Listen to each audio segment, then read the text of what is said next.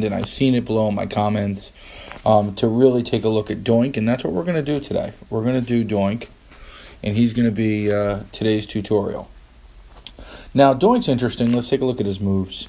And I'm not going to level him up now because priority-wise, he's just not, ahead of some guys, as many people have noticed indirectly. I did pull, finally, Seth. So Seth's going to get my purples when he's ready.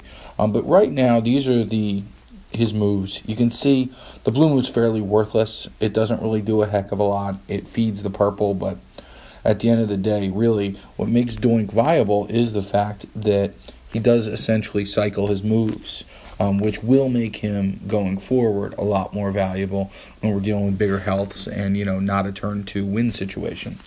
The finisher, unfortunately, we can't really use and here's why. We're swapping columns. At the end of the day, it's nice that we can swap 3 columns, but we won't know where the columns go. So all we're basically doing is swapping 2 columns, which can line up, a match here, there, and everywhere.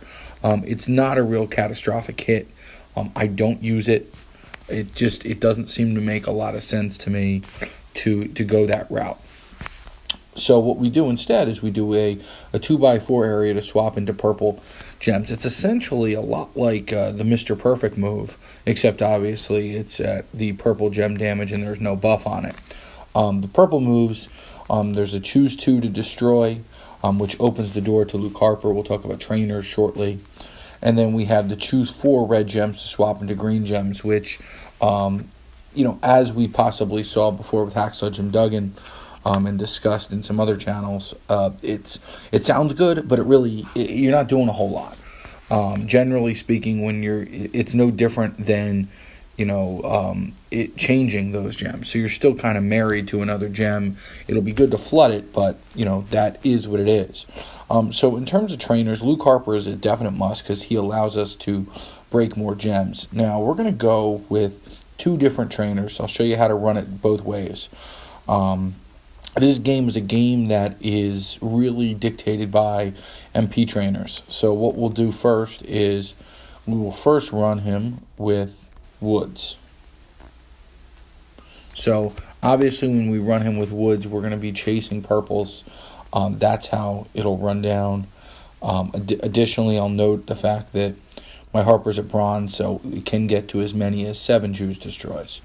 So as we often do, to really test a character, what we're going to do is we're going to go to Versus here, and we're going to see who we can choose to fight. As you can see, let's end up fighting one of these bots. It'll give us a good opportunity to really see Doink. Okay, we'll pair him up with, the newly minted Shawn Michaels. So right now we're going to be facing this Jerry the King Lawler, and off we go. Doink, as many of you know, only has 1 tag link. It is the Rat Pack, and unfortunately I do not have DiBiase, and I was unsuccessful pulling for Hacksaw Jim Duggan, so he's left with simply the Era tag link. Other than that, not that the Rat Pack tag link is much better. It's a 15% versus a 10%, so we're not losing a whole lot. Now, here we're going to want to chase purples, and of course the board is completely empty of purple. So we're going to see what we can do about, at least blocking the black here. There's Jerry the King. Again, a really, really dry board for us. We don't want to set up a blue. So what we're going to end up doing here is we're going to take this. We're going to move the red over. This is yellow, and it's just no greens, no blues, no blacks. It's just not, none of this is good. So let's get rid of a couple of these, and then we can set it up accordingly. Jerry gets his purple, and of course a green match goes by the wayside. And this is some of these things where some of the prior tier list makers and guys I clashed with in the past would just assume matches. Here, all we needed was a purple match, and here we were. I didn't get a purple match till turn 4.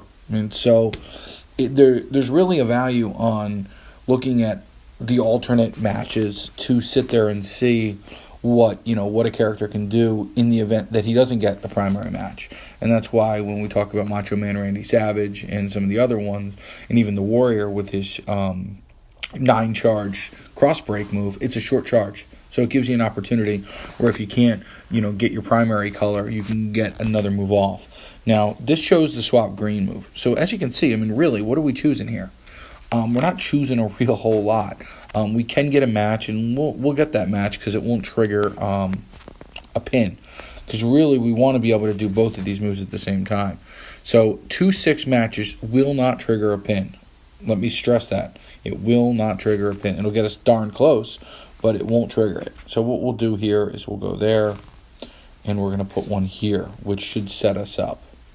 So now that third one puts us darn near close, and there we are. So, the pin meter is, from what I understand, 11. So the 9 match left us right on the doorstep. So we can do a few things here. The choose destroy move will end this match, because what we can do is we can line it up. We can destroy. Let's show you that, because what we'll do is we'll go with George Steele next, and you'll be able to see the match move. Now here, what you want to do is you want to set up, additional matches. So that's really what we're doing here. This is going to set up a 5. And see, I could go down there, but that'll mess up everything. So if we go 3, because that'll come there, it'll be short. Let's set up the 4 across up here. So what we'll do is we're not gonna really play around here. What we'll do is we're gonna get a 5 across here, and then we'll do a 4 across here. Let's see how it goes. See, boom, and it does light up the board. It's pretty good. You can see all kinds of cascades going there. He's a pretty good character to use, and with a little bit of luck, like you just saw, he can really cause some hurt. What we're going to do, too, now is I'm going to fight a second match, and we're going to put George the Animal Steele on him.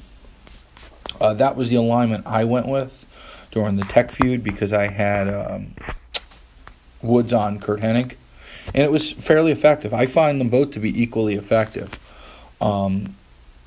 Each has their benefits, and they both cycle. So what we'll do here is we're going to go and we're going to swap them in. Or rather, I'm keeping the moves. We're going to swap the trainers in. Let's take a look at George Steele,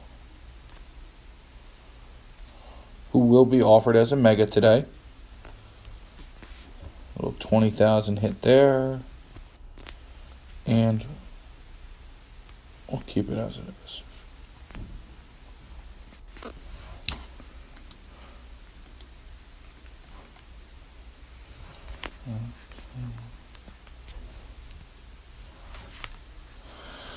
All right, so, similar, we're going to want to get as many green matches as we can. One green match does trigger the move. So he is turn 2 in terms of being able to do a move, whether you go with Steele or you go with Woods. Here we're just going to try to pick up that extra move. Not a whole lot, but instead of setting it up, I just want to show you the green move, so we'll set it up that way.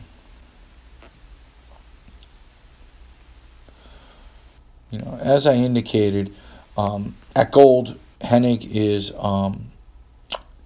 choose 10. He's choose 10 blue. This is a choose 8. It's set up exactly the same way. So really what you're going to want to do is you're going to have as many purples as part of it. So really what we're doing is we're really a choose 1, 2, 3, 4. We're choose 12, which is nice. And oftentimes does set up cascades. I get a little bit there. So a solid 38, and that's about average. From my experience using it, comes in around 38 to 45, and it's, in most cases here we're dealing with a bot with less health. In most cases, you rarely win on it, but you have the 2 green moves right behind you, and you saw what they can do. So he's a very strong character.